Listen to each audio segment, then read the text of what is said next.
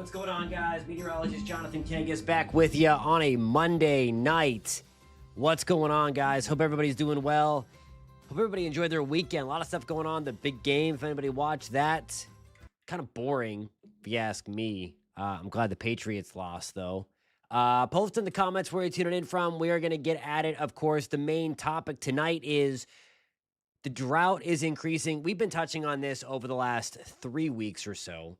Really have been ramping up the drought talk over the last couple of weeks. Of course, we had wildfires break out live on the show before, and that really started to spearhead the conversation further. So that's going to be getting ourselves into a little bit of trouble if we don't get rain in Central Florida or through the entire state of Florida pretty quickly. Now, I do have some good news that there is some rain in the forecast. But then I also have some bad news that if you're a race fan, it could put part of the race in jeopardy. Now, I'm cautiously optimistic, and we're going to get into that timeline through the course of the show tonight. But just wanted to say, I hope everybody's doing well this evening. We're taking a live look tonight in Daytona Beach and in Winter Beach, where we have air temperatures right now not doing too bad out there. We've turned the corner. And it's going to be feeling pretty nice over the next 7 days. Now, tomorrow is still going to be cool. And to Melissa, to answer your question, probably a sweatshirt. I think by 10 o'clock in the morning, we're in the upper 60s. So it should be a fairly nice, and you might, with the sunshine around, you might want to have layers around because I think you'll be wanting to get rid of that sweatshirt pretty quickly. I think it's going to feel that warm in the sun late tomorrow morning. Kimberly, what's going on, my friend? It says, need the weather to rain. The smoke is still bad up here, and the backburning operation backfired. It's burning underground. That's not a good thing for sure. That's the main thing that we are going to talk about tonight. We're going to get into that system that could, again, mess up. I'm optimistic that the 500 gets in, but there is a system out there. Now, here's the deal.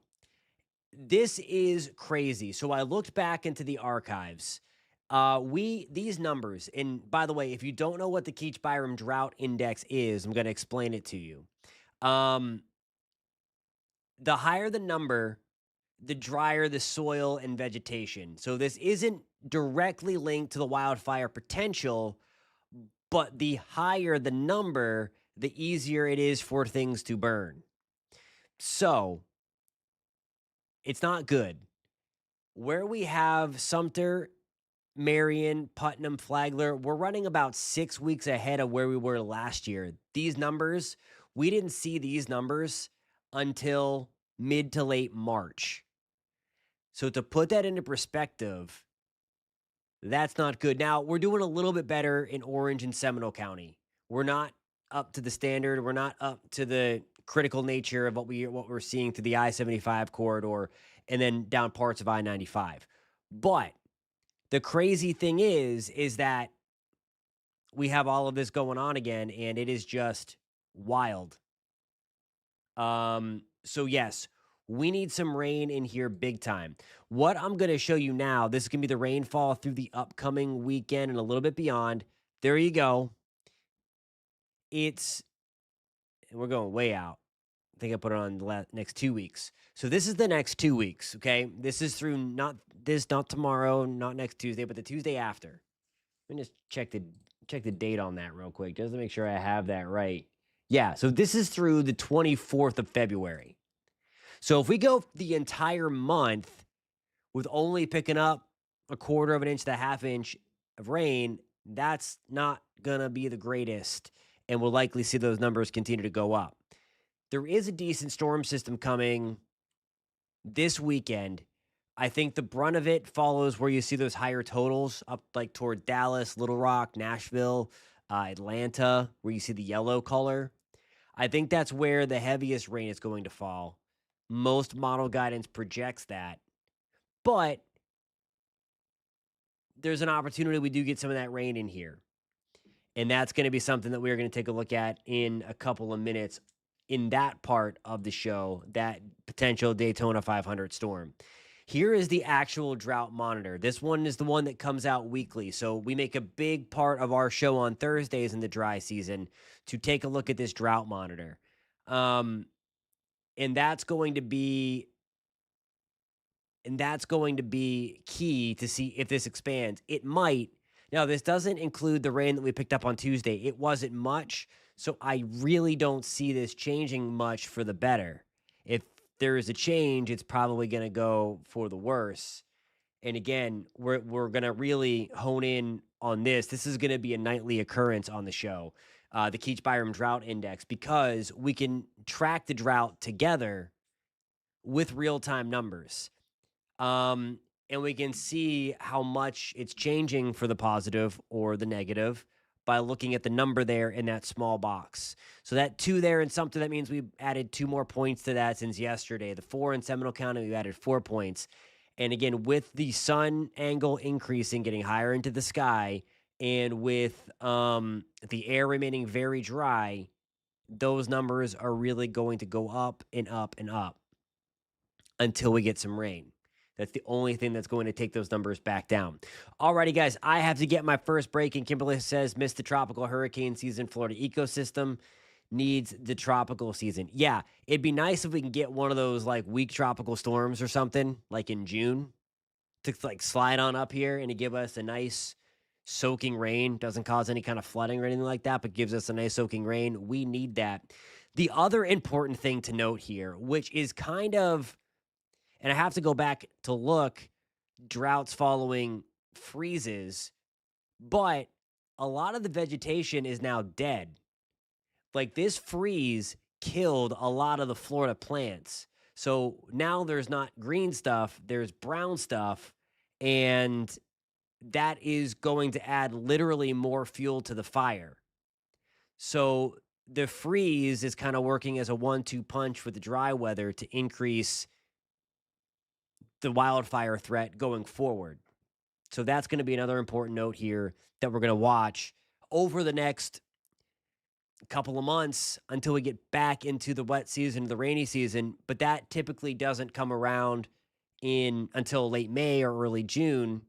And as Melissa mentioned, we hardly had a rainy season last year, especially along the coast. It was very, very dry. And that was one of the things, if you recall, that we had said as we were nearing the end of last hurricane season and entering the dry season last October. I said this is a problem because we are starting the wet season. We are ending the wet season very dry. And when you get a head start in the drought, when you're supposed to be pretty wet, that's not good. All right, guys, have to get my first break in. I'm back in 3 minutes. We're talking about that system that could threaten the Daytona 500, but also give us some beneficial rain. We're going to break that down coming up in 3 minutes.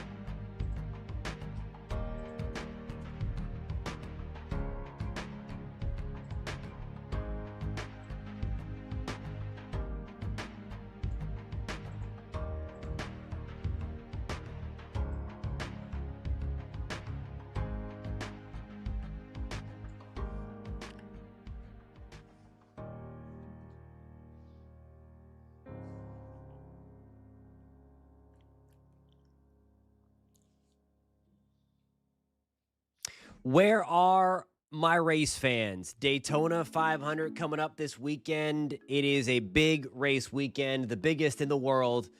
It's awesome. The last few years, though, haven't been that great weather-wise, and I think we're going to be dealing with that to some degree again. To some degree, at least, there is the threat for a storm system to kind of rain on the race a little bit. I happen to be cautiously optimistic, but there is something to watch, and that's the big deal here going forward. So let me switch to my other screen real quick. I got to switch to my other source, and we're going to take a look at this in detail coming up in just 1 second.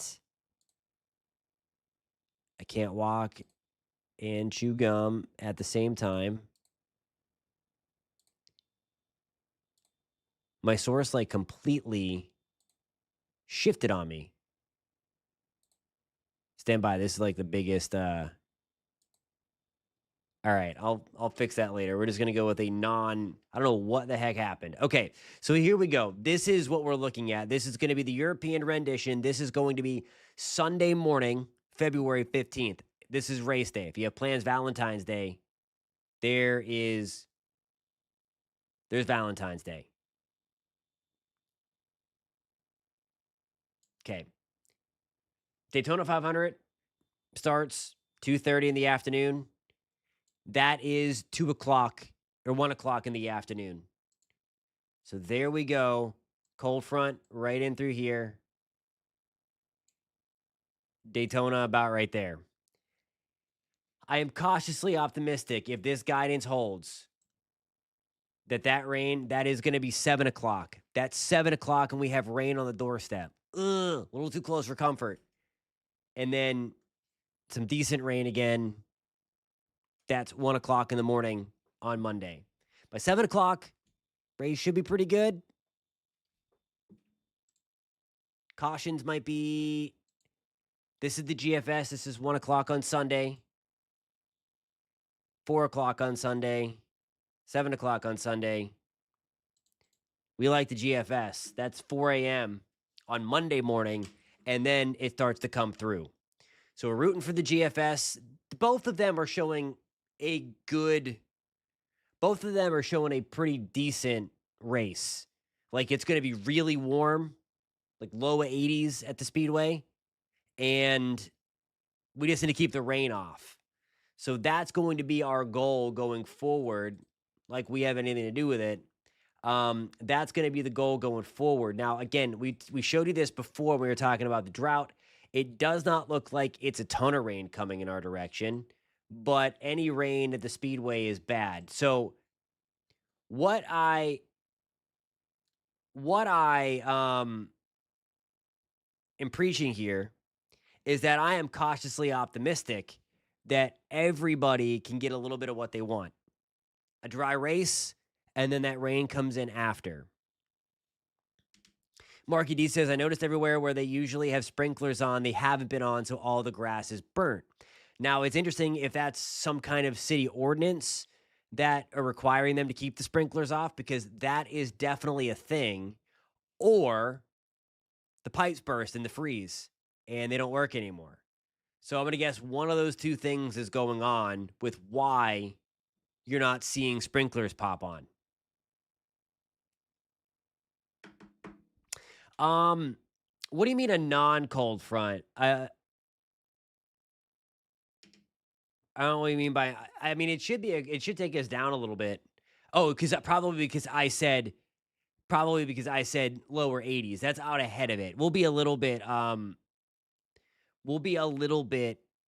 under, or we're gonna be a little cooler behind that front coming through. Nothing too crazy at all. I don't think we have one of these big temperature drops coming through because there's not as much colder air sliding in behind it this time around. So that's the deal. That's the deal there. Alrighty, guys, I got to get my final break in. I will see you in 3 minutes.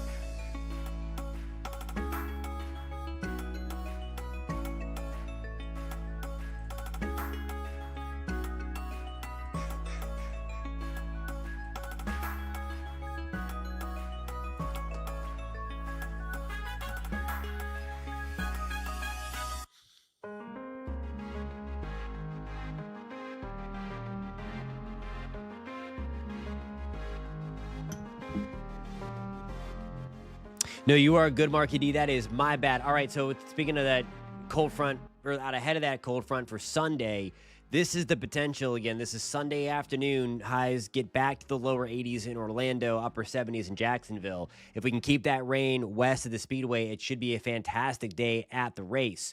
If you're heading there for the entirety of race weekend, warm and changing things up big time. 80 in Vero Beach, and then there's the cold front. So we do get a little cooler, especially in the Florida Panhandle. That's right where we should be, though. Back to the mid to upper 60s. We're at 71 in Jacksonville, mid 70s in Orlando. That puts us back a notch below normal. 78 in Miami, which is a couple of notches below normal. So, that's the cold front this time around. So yeah, to Marky D's point, yeah, compared to what we have gone through with the last, 4 cold fronts, there's nothing. It's going to keep us into the mid 70s, which is pretty much near perfection, and all that stuff.